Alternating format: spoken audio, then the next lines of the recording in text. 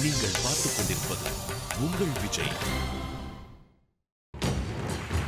Welcome to பெரிதினும் பெரிது கேள். இது தமிழக கல்லூரிகளுக்கு இடையேயான பெரும் விவாதம்.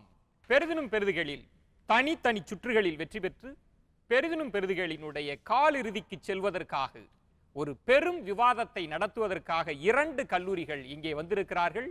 முதலாவதாக ஸ்காட் கிறித்துவ கல்லூரி மாணவர்கள் Nagercoil. Welcome to the show. இவர்களோடு மோதப் போவது SRM பல்கலைக்கழக மாணவர்கள் Chennai. Welcome to the show. இந்தியாவில் தனியார் தொண்டு நிறுவனங்களினுடைய செயல்பாடுகள் திருப்தி அளிக்கிறது, திருப்தி அளிக்கவில்லை. NGOஸோட செயல்பாடுகள் திருப்தி அளிக்கிறது, திருப்தி அளிக்கவில்லை. இது குறித்து தான் இன்றைக்கு நாம் பெரிதினும் பெரிதுகளில் விவாதிக்க போகிறோம்.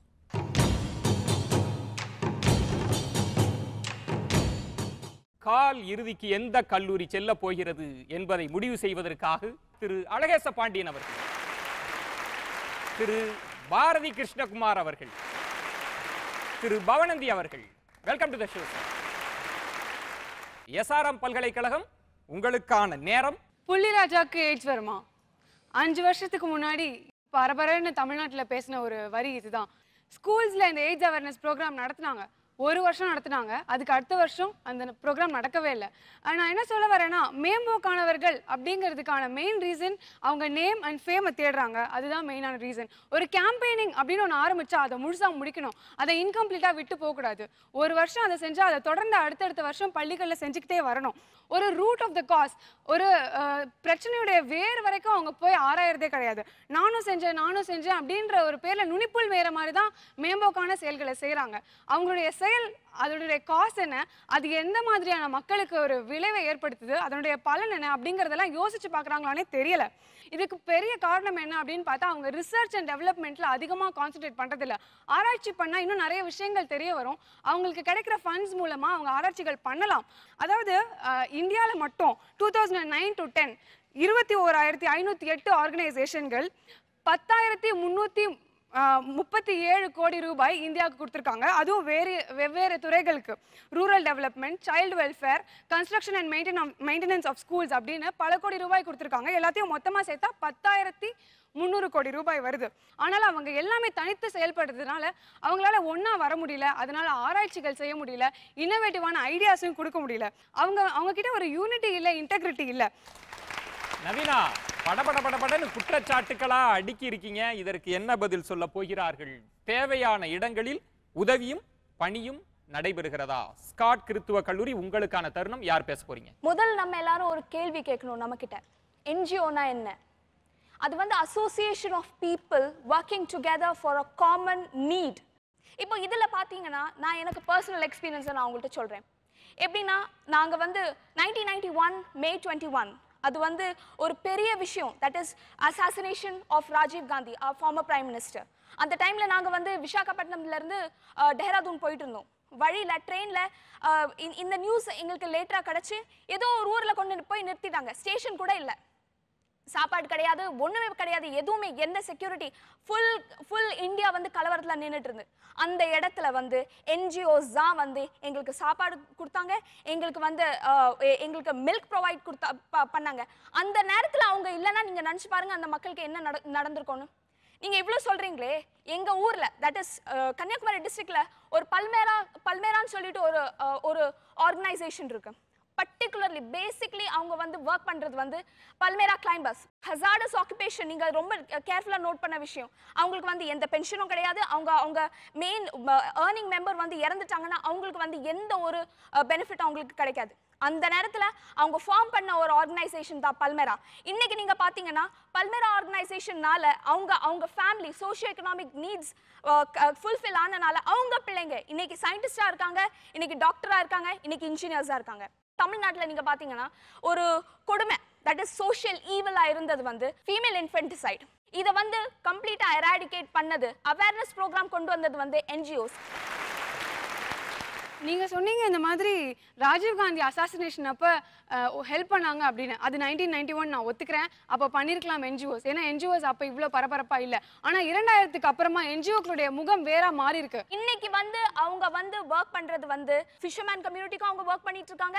அவங்க வந்து அந்த தலித் பீப்புளுக்கும் அவங்க வர்க் பண்ணிட்டு இருக்காங்க. அவங்க வந்து இன்னைக்கும் வர்க் பண்ணிட்டு தான் இருக்காங்க. சென்னை மாதிரியான ஊர்கள் NGOs என்ன பண்றாங்க தெரியுமா? பார்க்கெல்லாம் கட்டி விடுறாங்க, பப்ளிக் டாய்லெட்ஸ் கட்டி விடுறாங்க, அதுவும் பே நியூஸ் டாய்லெட்ஸ் கட்டி விடுறாங்க. ஆனா எதையுமே மெயின்டைன் பண்றது இல்ல. ஒரு ஃபேமஸான எஜுகேஷனல் ட்ரஸ்ட் இருக்கு, அவ்வளோ குவாலிட்டி ஸ்டாண்டர்டான ஒரு எஜுகேஷனை கொடுக்குது. அதுவும் for the trust school which they collect money. அதே ட்ரஸ்ட் ஒரு கார்ப்பரேஷன் ஸ்கூல் அடாப்ட் பண்ணிருக்கு. அந்த கார்ப்பரேஷன் ஸ்கூல்ல இருக்க ஸ்டாண்டர்ட் என்னன்னு உங்களுக்கு தெரியுமா? ரொம்ப மட்டம். they are not able to do it. NGOs adopt பண்ணிருக்காங்க. அடாப்ட் பண்ண ஸ்கூலோட ஸ்டாண்டர்டும் அவங்க வச்சு நடத்துற ஸ்கூலோட ஸ்டாண்டர்டும் ஒன்னா தானே இருக்கணும். இந்த ஸ்கூலுக்கு ஒரு ஸ்டாண்டர்ட், இந்த ஸ்கூலுக்கு ஒரு ஸ்டாண்டர்ட், எந்த விதத்தில் நியாயம்னு நீங்க நினைக்கிறீங்க? எனக்கு புரியல. இது நியாயமானதா? NGOஸின் செயல்பாடு இது நியாயமானதா? இது தெரியலையா? அவங்க எவ்வளவு மேம்போக்குத்தனமான சேவை செய்யறாங்க. ஆனா பணம்னு வரும்போது குறியா பணத்தையும் வாங்கிட்டு அதுக்கேற்ற தரத்தை தராங்க. நான் எக்ஸாம்பிள் சொல்றேன். சுனாமி அப்ப 17.5 கோடி ரூபாய் ஒரு லேடி வாங்கியிருக்காங்க ஃபாரின் ஃபண்டா. அதுல அவங்க 7.5 கோடி ரூபாய் ஸ்கேம் பண்ணிருக்காங்க. அதுக்காக அந்த லேடியை அரெஸ்டும் பண்ணிருக்காங்க, ஒரு NGO லேடி.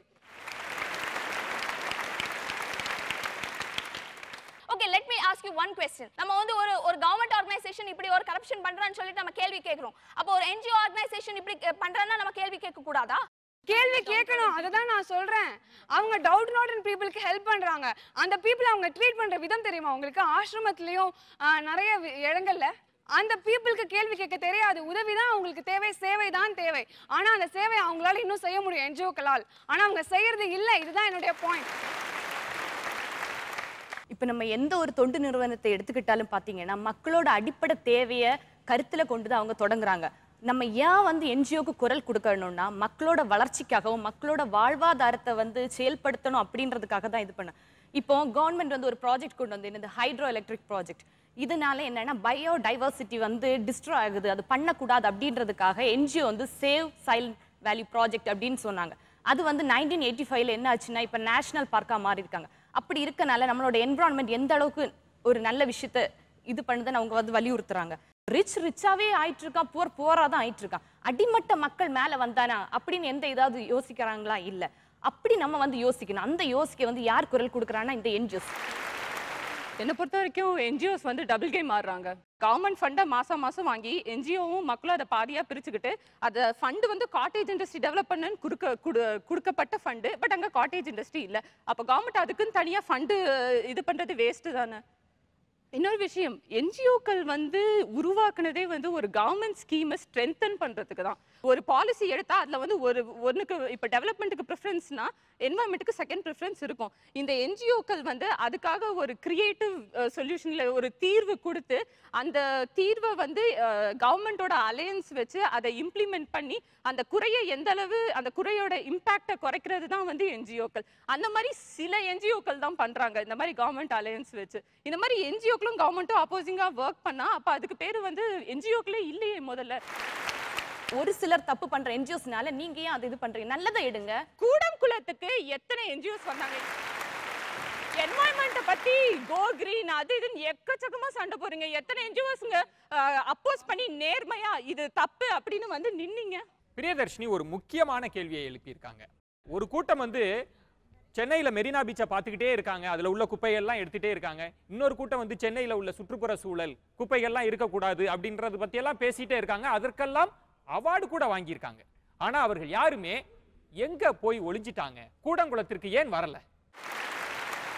ஏன்னா இதுதான் கேள்வி. அதனால தான் திருப்தி இல்லைன்றாங்க. இதற்கு உங்கள் பதில் என்ன? கவர்மெண்ட்டுக்கு எதிராயிரும். இல்லை, அப்போ அவார்டு வாங்குறதுக்கு மட்டும் வருவாங்களா? அப்போ உதயகுமார் வந்தாங்களே, அது என்ன சொல்றீங்க? That's all very good. பிரியதர்ஷினிய ஒரு விஷயத்துக்காக பாராட்டணும். ஏன்னா இது ஒரு டிபேட் ஷோ அப்படின்றதுனால முதல் சுற்றுல வந்து பிரியதர்ஷினி சுற்றுச்சூழலுக்கு ஆதரவாக அப்படியே பொங்கி எழுந்தாங்க. அதே பிரியதர்ஷினி தான் இப்படிப்பட்ட குற்றச்சாட்டுகளையும் முன்வைக்கிறார். இதுதான் டிபேட். இதைத்தான் பெரிதினும் பெரிதுகேள் எதிர்பார்க்கிறது. தொடர்ந்து பேசலாம் ஒரு சிறிய இடைவேளைக்கு பிறகு. பெரிதினும் பெரிது கேள்.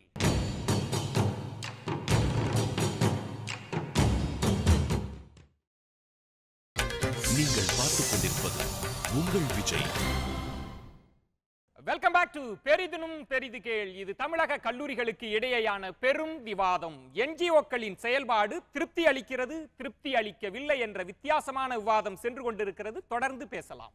லிபரலைசேஷன், குளோபலைசேஷன், அந்த பிரைவேடைசேஷன் பீரியட் இருக்கு பார்த்தீங்களா, இதுக்கும் இந்த இன்டர்நேஷனல் ஃபண்ட்ஸ் வரதுக்கும் ஒரு கோயின்சிடென்ஸ் நடந்தது.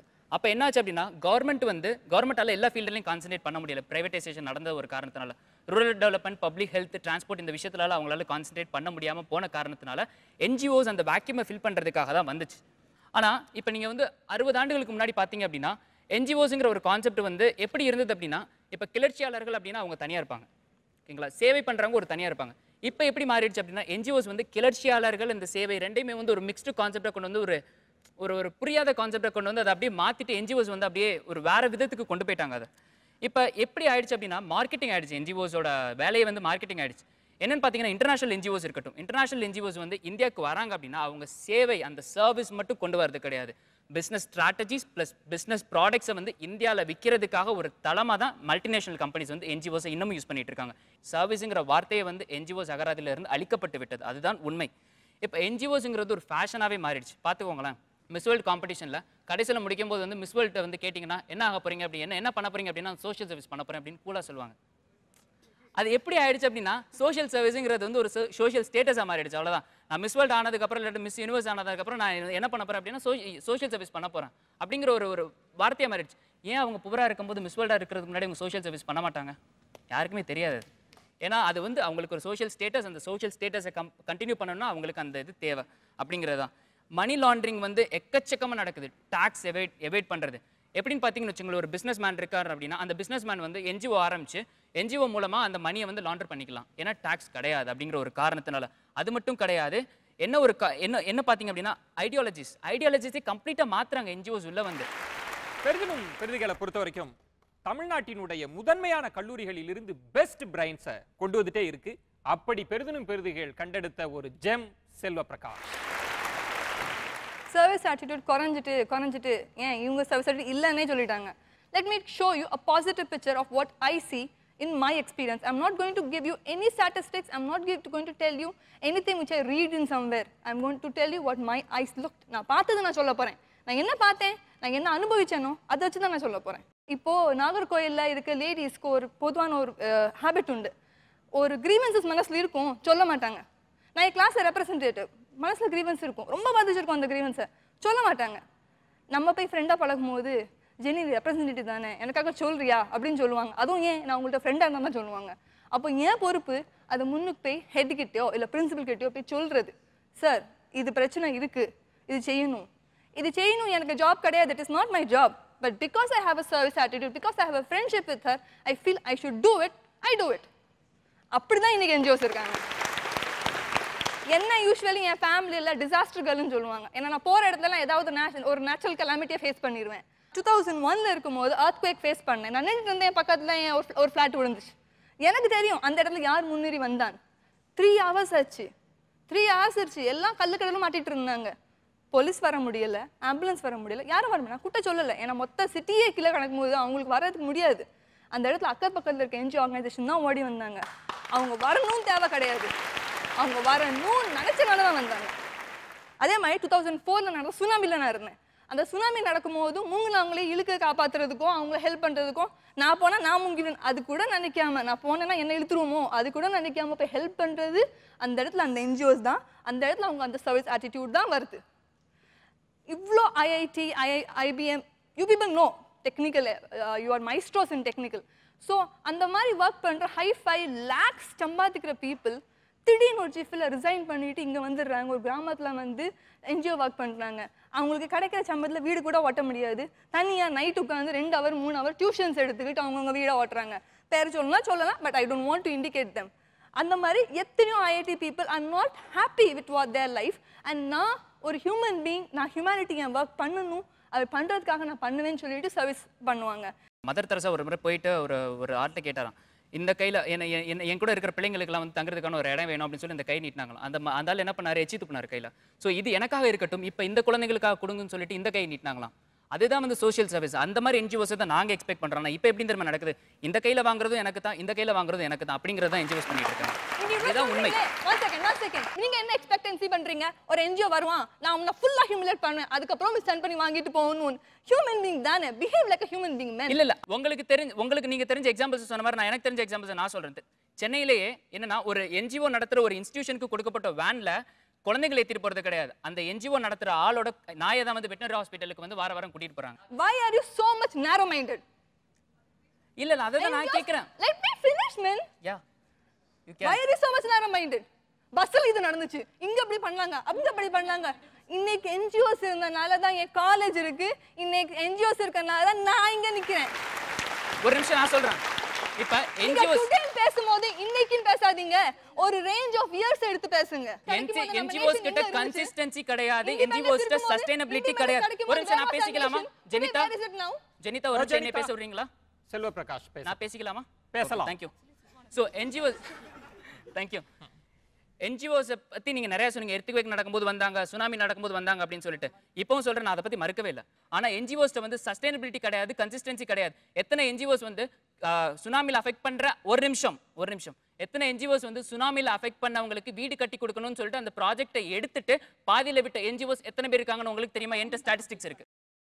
நான் போமோனா சொன்னேன், I am not going to speak about statistics taken by strangers.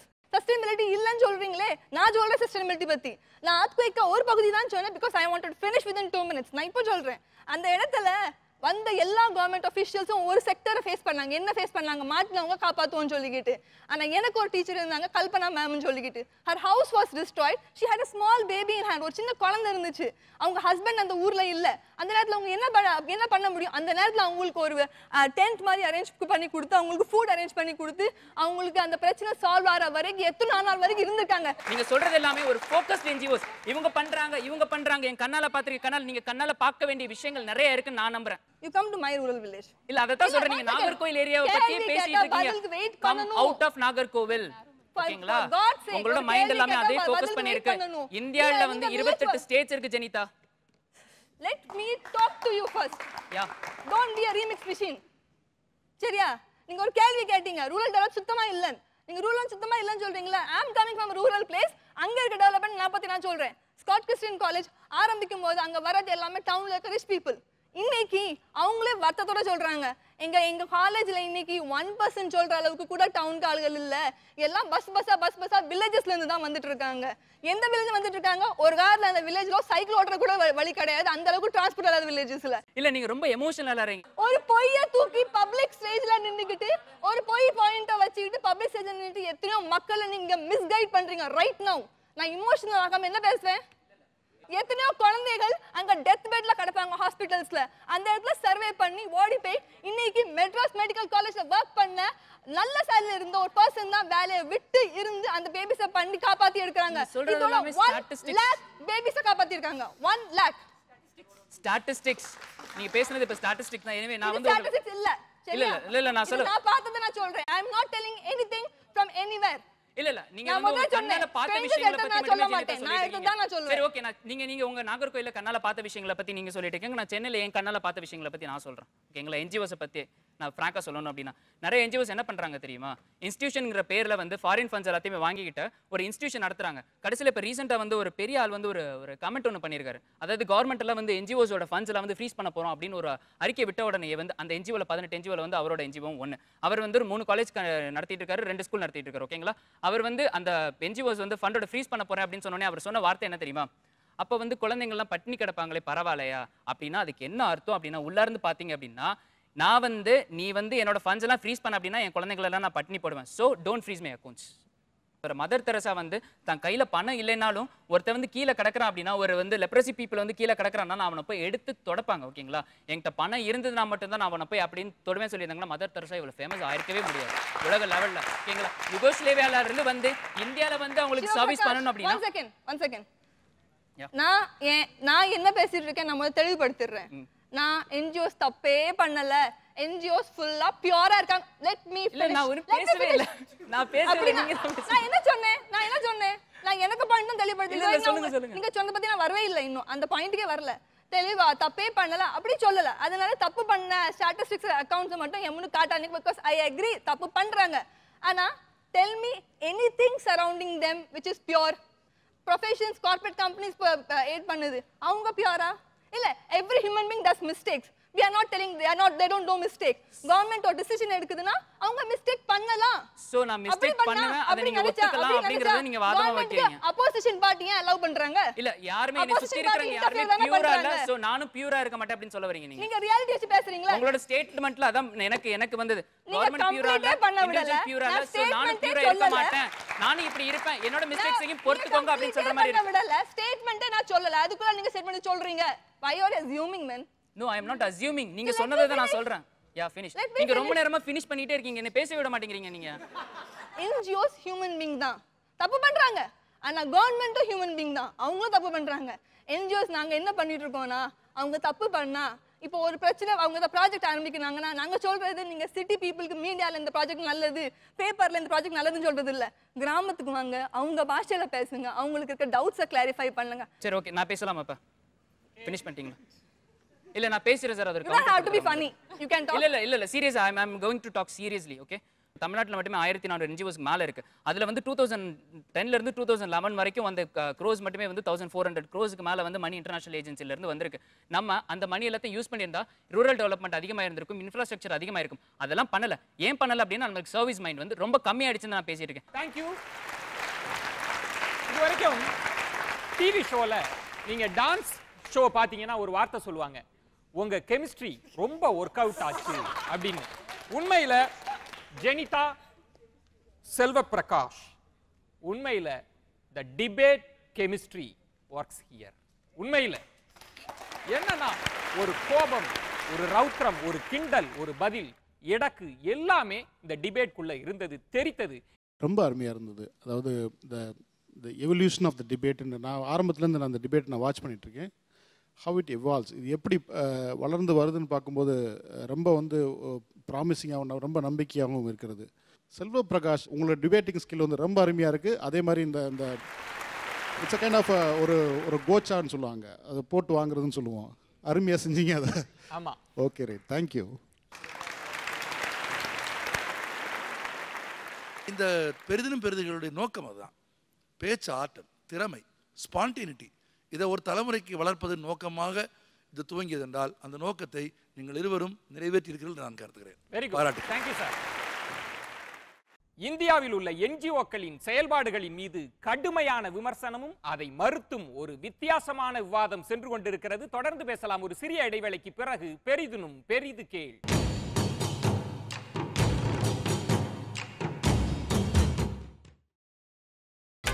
நீங்கள் பார்த்துக் கொண்டிருப்பது உங்கள் விஜய். வெல்கம் பேக் டு பெரிதினும் பெரிது கேள். இது தமிழக கல்லூரிகளுக்கு இடையேயான பெரும் விவாதம். என்ஜிஓஸ்ல எனக்கு எப்படி இருக்காங்க அப்படின்னா இன்டைரக்ட் மார்க்கெட்டிங் அண்ட் அட்வர்டைஸ்மெண்ட், இதை தான் சார் அவங்க வந்து உள்நோக்கமாக வச்சு பார்க்குறாங்க. பேசிக்காக இது எங்கேருந்து வருதுன்னு பார்த்தீங்கன்னா என்ஜிஓஸ் மோஸ்ட்டாக கான்சன்ட்ரேட் பண்ணுற இடம் எங்கேன்னு பார்த்தீங்கன்னா ரிலீஜன், கேஸ்ட்டு, இந்த மாதிரியான இடத்துல தான் அவங்க ரொம்ப அழகாக கான்சன்ட்ரேட் பண்ணி அவங்களோட விஷயத்தை வந்து எடுத்துகிட்டு போகிறாங்க. எப்படின்னு பார்க்குறீங்களா, இப்போது ஒரு என்ஜிஓ இருக்குது அப்படின்னா அவங்க வந்து ரிலீஜன் பேஸ்டு அவங்க வந்து கன்வெர்ட் பண்ண நினைக்கிறாங்க. சில ரிலீஜனை வந்து ஒரு ரிலீஜன்லேருந்து இன்னொரு ரிலீஜனுக்காக கன்வெர்ட் பண்ண நினைக்கிறாங்க. இப்போ வந்து உங்களோட நோக்கம் எப்படி இருக்குன்னா, நீங்கள் வந்து ஒரு ஊரில் ஒரு 10 என்ஜிஓஸ் இருக்கீங்க அப்படின்னா அந்த இடத்துல வந்து ஒரு விஷயம் நடந்துச்சு, ஒரு நேஷனல் டிசாஸ்டர் நடந்துச்சு, அதுக்கு வந்து ஒரு கவர்மெண்ட் ஃபண்டு கொடுக்க போகிறோம். அதுக்கு வந்து நீங்கள் ரொம்ப வந்து நீயா நானா உள்ளே போய் எல்லாம் அடிச்சுக்கிறீங்க அந்த பணத்துக்காக.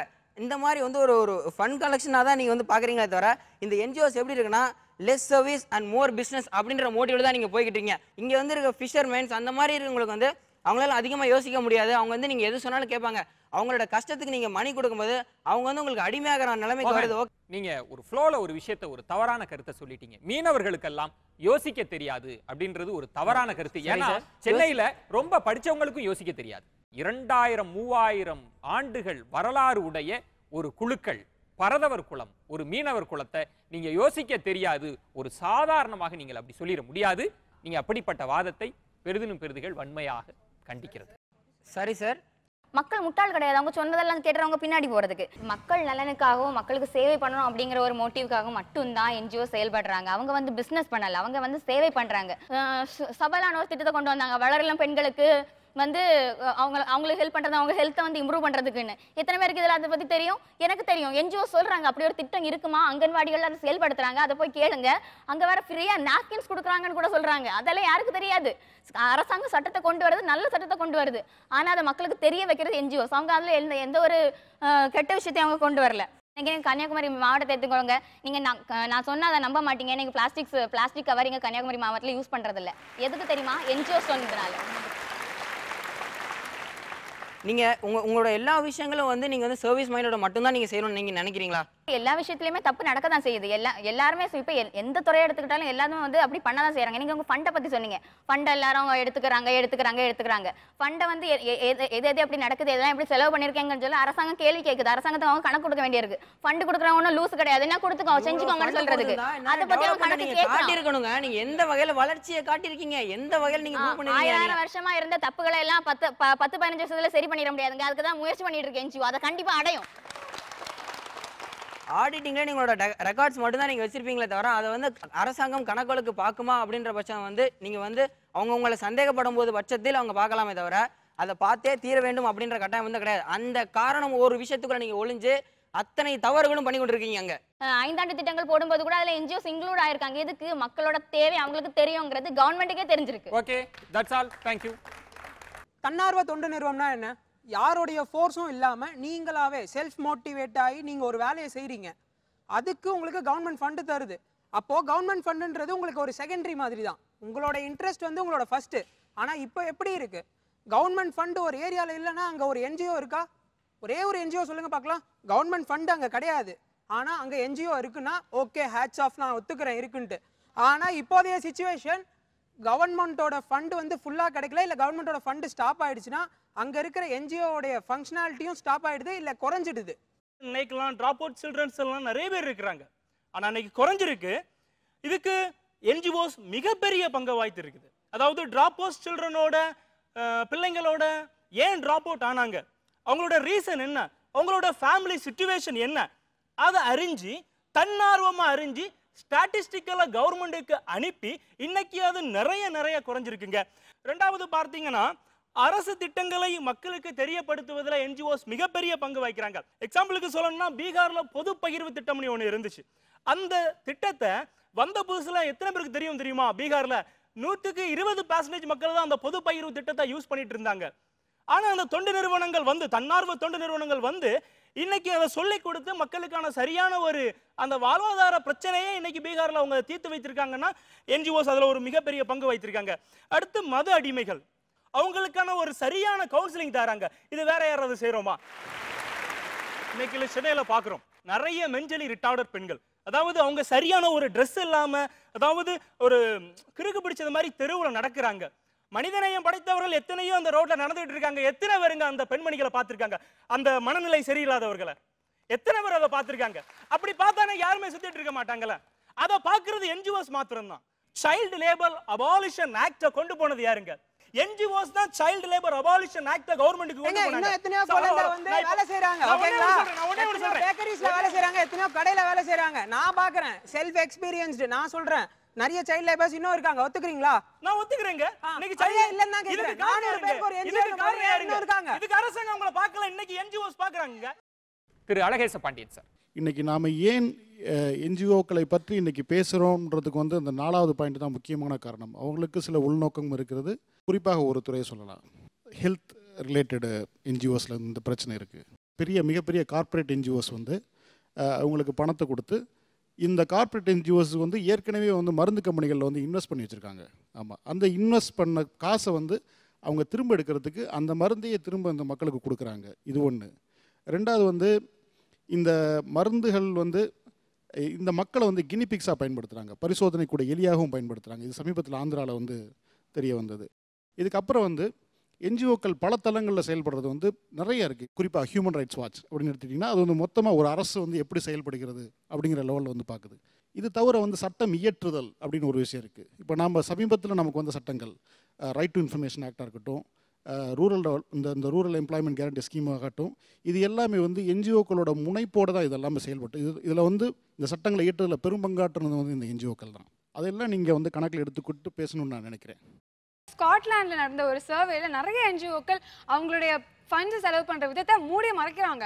இதுதான் இந்தியாவிலும் நடக்குது, எல்லா இடத்துலையும் இதுதான் நடக்குது. அதை விட முக்கியமான விஷயம் என்ன அப்படின்னா, எந்த ஒரு ஆர்கனைசேஷனுமே அவங்களோட ரிலீஜியனை பரப்புறதுக்காக வேணும்னா என்ஜிஓ தொடங்கலாம், ட்ரஸ்ட் தொடங்கலாம், சேரிட்டபிள் தொடங்கலாம். ஆனால் காஸ்ட்டை பரப்புறதுக்காக செய்யக்கூடாது. ஆனால் காஸ்ட் இங்கே பரப்பப்படுது. இதில் எனக்கு ஒரு பெரிய விமர்சனம் இருக்கு. இங்கே சுற்றி வலிச்சு இன்னைக்கு பிகினிங்ல இருந்து எண்ட் வரைக்கும் வெறும் ஃபண்டு தான் நிற்கிறீங்க. அப்போ you are not satisfied only because of fund. ஆனால் நீங்கள் டீட்ஸ் பார்க்க மாட்டேறீங்க. 2 டைப்ஸ் ஆஃப் என்ஜிஓஸ் இருக்கு. Campaigning, operational. கேம்பெயினிங் பண்றாங்க பண்ணிக்கிட்டே இருக்காங்க. 2 டைப்ஸ் இல்ல, 3 டைப்ஸ் இருக்கு. மூணாவது முக்கியம் சிவிக் ரைட்ஸ். நிறைய ரைட்ஸ் அவங்க சொல்லி கொடுத்து தான் அவங்க அமல்படுத்தி இருக்காங்க. It has come into action, been put into action. எனக்கு எக்ஸாம்பிள் சொல்லுங்க. I need examples and proofs. Come on, tell me. See, உங்களுக்கு நான் ஈஸியா எக்ஸ்பிளைன் பண்றேன். சரியா? சொல்லுங்க. எக்ஸாம்பிள் சொல்லுங்க. அமல்படுத்தப்பட்டதுன்னு சொன்னீங்க இல்லையா? எக்ஸாம்பிள் சொல்லுங்க. Let me talk, man. Yeah, tell me. சிம்பிளா நான் சொல்றேன். நீங்க ஒரு ட்ரீயா பாத்தீங்கன்னா அந்த ட்ரீல கீழ ரூட்ஸ் தான் what we say is NGO. இப்போ நீங்க சொல்றீங்க நீங்க let me finish. எக்ஸ்பிளைன் பண்ணாதீங்க. எக்ஸாம்பிள்ஸ் கொடுங்க. I need proofs and examples. I need to finish my point. Will you tell me? நாங்க என்ன சொல்றோம்னா, இப்போ நீங்க சொல்றீங்க அவங்க ஒண்ணுமே செய்யல, அவங்க ஃபண்ட்ஸா தின்னுட்டு இருக்காங்க. அப்படி இருந்துச்சுன்னா இந்தியா இன்னைக்கு ஆப்பிரிக்காவோ கூட கீழே ஒரு அண்டர்டெவலப்ட் கண்ட்ரியா கடந்திருக்கும். ஃபண்டை பற்றி பேசுறீங்கன்னா எத்தனை ஃபாரின் கண்ட்ரீஸில் அமெரிக்காவில் இருக்க இந்தியன்ஸ் வந்து இந்த என்ஜிஓஸை நம்பி டைரக்ட் ட்ரான்ஸ்ஃபர் பண்ணுறாங்க தெரியுமா ஃபண்ட்ஸை? அப்போ என்ன நம்பகத்தன்மை இருக்குது? அதுக்காக தான் இப்போ யூஎஸ் போர்ட்டல்னு ஒன்று ஆரம்பித்து இந்த மாதிரி நிறைய மிஸ்யூஸ் பண்ணுறதா தெரிஞ்சு யூஎஸும் இந்தியன் கவர்மெண்ட்டும் பேசி ஒரு போர்ட்டல் ஆரம்பித்து இந்த ஃபண்ட் மிஸ்யூஸ் ஆகக்கூடாது அப்படின்றதுக்கு ஆரம்பிச்சிருக்காங்க. அப்போ எதுக்கு அந்த போர்ட்டல் ஆரம்பிக்கணும்? நீங்கள் அப்போ என்ன நம்பகத்தன்மை? நான் எப்படி நாளைக்கு உங்கள் என்ஜிஓ நல்லா உங்களுக்கு போர்ட்டல் ஆரம்பிச்சிருக்குன்னு தெரியுது. ஆனால் உங்களுக்கு ஒரு விஷயம் புரியல. Foreigners are not dumps. உங்களோட என்ஜிஓக்களோட மோட்டோஸ் எல்லாமே எப்படி இருக்கு அப்படின்னா, ஒரு என்ஜிஓ இருக்குன்னா அந்த என்ஜிஓ டியூபர்குலோசிஸ்க்காக ஒர்க் பண்ணுது அப்படின்னா, அதே மாதிரி என்ஜிஓஸ் வந்து தமிழ்நாட்டிலேயோ இந்தியாவிலேயோ வந்து ஒரு 100 என்ஜிஓஸ் இருக்கலாம். ஓகேங்களா? ஆனால் உங்களோட வேலைகள் எப்படி இருக்குன்னா, நான் டியூபர்குலோசிஸ்க்காக மட்டும் ஒர்க் பண்ணுறேன் அப்படின்னா நான் அந்த என்ஜிஓ வந்து நான் இங்கே இருக்கிற கம்யூனிட்டியில் மட்டும்தான் பார்ப்பேன் அப்படின்னு சொல்லிட்டு, ஏன் உங்களால் வந்து 100 என்ஜிஓஸும் ஒன்றா சேர்ந்து ஒரு ஆர்கனைசேஷனை கிரியேட் பண்ணி R&D டெவலப் பண்ண முடியலை? Why are not looking at the people who are getting the benefits? People who are getting benefits are very less. It can be more. ஒரு எக்ஸாம்பிள் சொல்றேன். நம்ம எல்லாத்துக்குமே தெரியும் அந்த போபால் டிசாஸ்டர். அந்த விஷவாயுவை ஏற்படுத்தின பிற்பாடு அந்த கம்பெனியோட ஓனர்கள் எல்லாம் ஃபாரின்ல போய் செட் ஆயிட்டாங்க. அங்கு பிறக்கின்ற மக்கள் இன்னைக்கு வர மாற்றுத்திறனாளியா தான் பிறக்கிறான். ஒரு மனுஷன் வர சரியா பிறக்கலாம், ஏதாவது ஒரு குறையோடு பிறக்கிறாங்க. இன்னைக்கு அவங்ககிட்ட பணம் கேட்கிற நேரத்தில் அவங்க சொல்றது, நான் உங்களுக்கு எல்லா வித காசையும் கொடுத்தாச்சு, நான் கொடுக்க வேண்டியது தேவையில்லைன்னு அவங்க சொல்லிட்டு ஒரு சைட்ல இருந்து சொல்றாங்க. ஆனா இன்னைக்கு அந்த என்ஜிஓஸ் இன்னைக்கு நீங்க கொடுத்த பணம் இந்த மக்களுக்கு போதுமானது இல்லை, இன்னும் பணம் தேவை இருக்கு. இந்த மக்கள் இன்னைக்கு வர மாற்றுத்திறனாளியா இருக்கிறாங்க. அந்த மக்களின் வாழ்வு திறனுக்கு நீங்க என்ன செய்ய போறீங்க? இன்னைக்கு என்ஜிஓஸ் ஃபைட் பண்றதுங்க. இந்த இடத்துல செயல்படுத்துறது திருப்தி. சரி, ஹெல்த் இஷ்யூஸ் எடுத்துக்காங்க. லக்னோவில் ஒரு ட்ரஸ்ட் ஓகே கேட்ராக்ட் ஆப்ரேஷன் பண்றேன் அப்படின்னு சொல்லி, அப்படி இல்லாத ஒரு பீப்புளுக்கு அப்படி ஆளே இல்லை, ஆனால் நான் கேட்ராக்ட் ஆப்ரேஷன் பண்ணேன்னு சொல்லி ஃபண்ட்ஸ் சொல்லி ஏமாத்துறாங்க. இப்படி நிறைய இடத்துல நடக்குது. என்ஜிஓஸ் ஆரம்பிக்கிறாங்க அப்படின்னா அதுக்கு நிறைய வந்து விதிவிலக்கு அதிகமாக அளிக்கப்படுது. டாக்ஸ் வந்து கட்டணும்னு அவசியம் கிடையாது. அது மாதிரி யார் வேணாலும் என்ஜிஓ ஸ்டார்ட் பண்ணலாம். நானும் ஸ்டார்ட் பண்ணலாம். எனக்கு ஒரு ஐடியா இருக்குது. நான் நாளைக்கு போனதுக்கப்புறம் எனக்கு ஒரு என்ஜிஓ ஸ்டார்ட் பண்ணணும்னு எனக்கு ஒரு என்ஜிஓ ஸ்டார்ட் பண்ணணும்னு ஒரு ஐடியா இருக்குது. ஸோ யார் வேணாலும் என்ஜிஓ ஸ்டார்ட் பண்ணலாம்ங்கிற ஒரு கான்செப்டும் டாக்ஸ் இல்லைங்கிற ஒரு கான்செப்டும் கவர்மெண்டால கொடுக்கப்பட்ட ஒரே ஒரு காரணத்தினால தான் இப்போ அதிகமாக அது மிஸ்யூஸ் பண்ணப்படுது. கவர்மெண்ட் மேலே நான் ஒரு குற்றச்சாட்டு வைக்கணும்னு ஆசைப்படுறேன். அதனால மட்டும்தான் இது விமர்சனத்துக்கு உள்ளாக்கப்படுகிறது. அவங்க டாக்ஸ் எக்ஸாம்ஷன் கொண்டு வர்றாங்க, ஆனா அதுக்கு ஒரு காரணம் இருக்கு. Because they are satisfied with the NGOs and they want more NGOs to come up to do more jobs, they are doing tax exemption. NGOஸ்களின் பெஸ்ட் கான்ட்ரிபியூஷன் நம்ம பார்த்தா, அதாவது திருநங்கைகள் அவங்களுக்கான ஒரு சரியான அடையாளத்தை இந்த தேசத்தில் தந்தாங்க. அதாவது அவங்களுக்கான ஒரு சரியான ஒரு உரிமையை அவங்க என்ஜிஓஸ் தந்திருக்காங்க. வேற யாராலையும் அதை செய்ய முடியல. அவங்க தான் அந்த பிரச்சனையை கவர்மெண்ட்டுக்கு சொன்னாங்க. அந்த பிரச்சனையின் மூலம் இன்னைக்கு அவங்க சமுதாயத்துல ஒரு பேர் சொல்லி வாழ்ற அளவுக்கு அவங்க மாற்றம் பெற்றிருக்காங்கன்னா அந்த என்ஜிஓஸோட ஒரு பெரிய செயல்பாடுன்னு தான் சொல்லணும். எனக்கு வந்து இது ஒரு பாயிண்ட்ன்ற விட இது ஒரு சந்தேகமா எனக்கு தோன்றுச்சு. நாங்கள் வந்து இன்டர்நெட்டில் வந்து சர்ச் பண்ணும்போது எல்லா வகை மீடியாலையும் வந்து என்ஜிஓஸ்க்கு அகெயின்ஸ்டாக எந்த மீடியா கமெண்ட் பண்ணியிருக்குன்னு தேடணும்.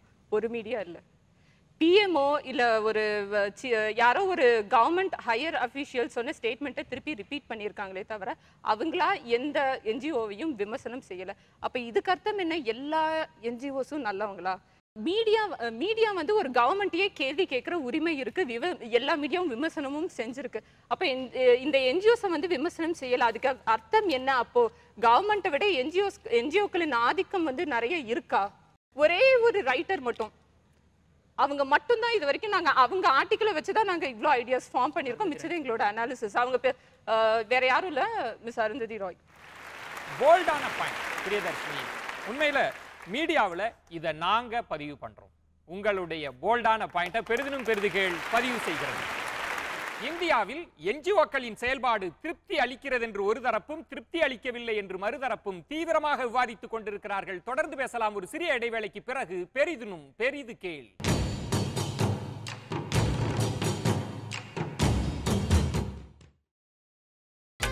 நீங்கள் பார்த்துக் கொண்டிருப்பது உங்கள் விஜய்.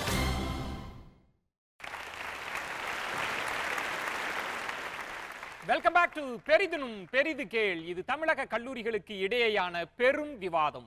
பேனலிஸ்ட், இது உங்களுக்கான நேரம். உங்களுடைய கேள்விகளை, சரமாரியான கேள்விகளை கேட்கலாம்.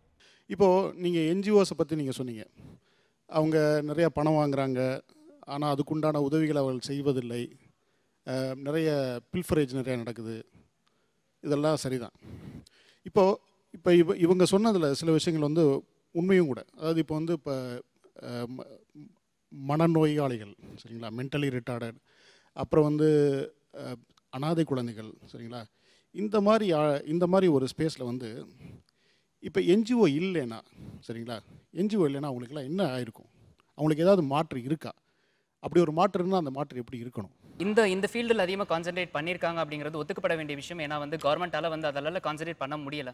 ஆனால் வந்து அவங்க என்ன பண்ணியிருக்கலாம் அப்படின்னு நான் நினைக்கிறேன் அப்படின்னா, இந்த மனநோய்க்கான காரணங்களுக்கான ரிசர்ச் வந்து அவங்க பண்ணியிருக்கலாம் அப்படின்னு என்னோட கருத்து. இல்லை, களப்பணி, அவங்களோட வேலை களப்பணியாக இருந்தாலும் அவங்க எப்படி பண்ணிட்டு இருக்காங்க அப்படின்னு நான் யோசிக்கிறேன் அப்படின்னா, அது வந்து மனநோய் பாதிக்கப்பட்டவனுக்கு நான் பேணி பாதுகாக்க வேண்டியது மட்டும்தான். அவங்க என்ன பண்ணணுன்றதை நீங்கள் முடிவு பண்ண முடியாது. அது வந்து சரியில்லை. இப்போ அடுத்து உங்களுக்கு கேள்வி நான் வைக்கிறேன். இப்போ வந்து நம்மளை பற்றி, அதாவது நம்ம இந்திய சமூகத்தை பற்றி மேலை நாடுகளுக்கு வந்து ஒரு பார்வை உண்டு. ஒரு சில ஸ்டீரியோடைப்னு சொல்லுவோம் இல்லையா? அவங்களுக்கு வந்து ஒரு எண்ணம் உண்டு.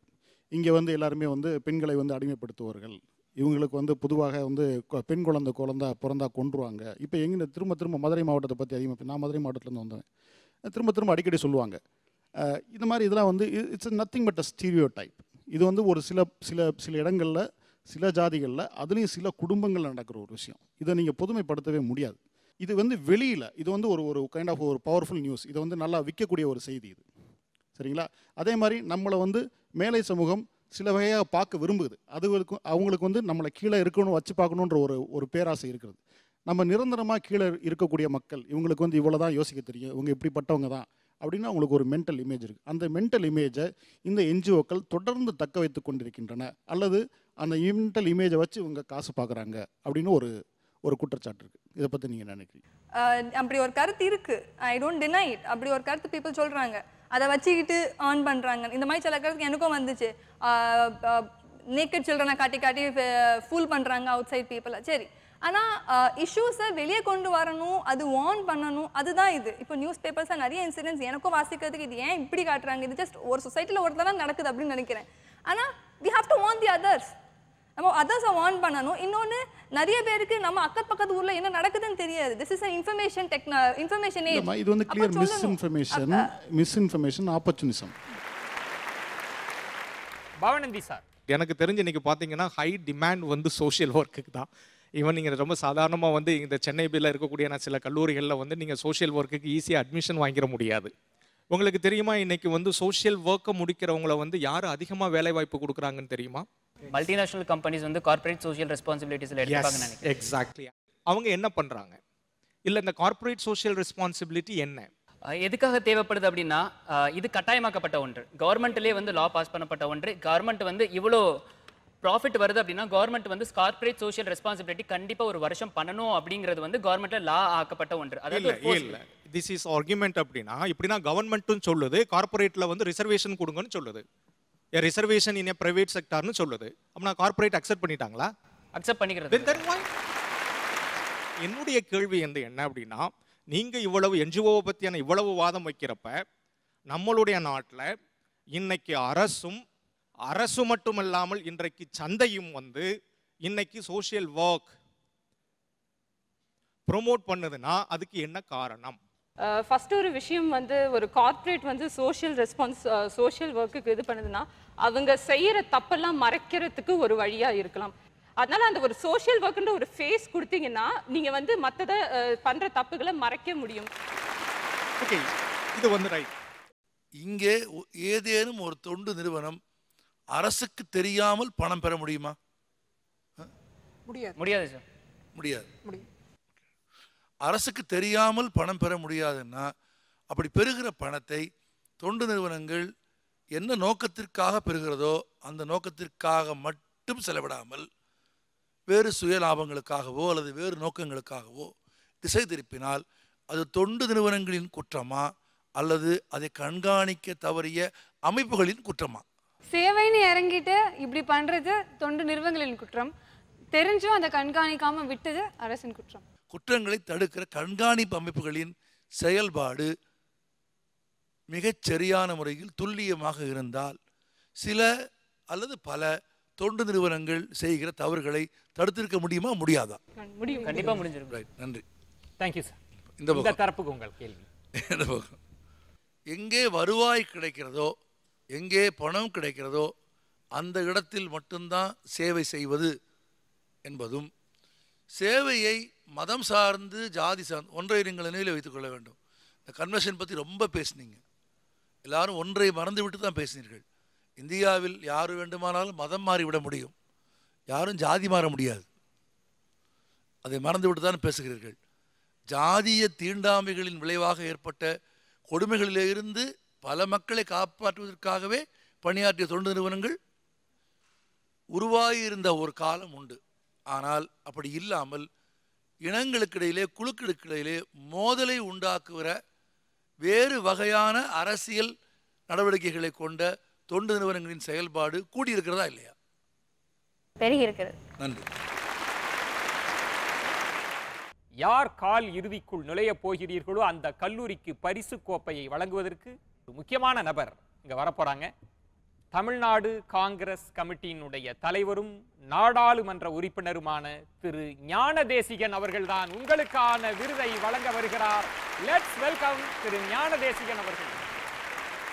வாங்க சார். சிறந்த நட்சத்திர பேச்சாளருக்கான பரிசை ஸ்காட் கிறிஸ்டியன் கல்லூரியைச் சேர்ந்த ராய் ஜெனிட்டா சுந்தரி பெறுகிறார்.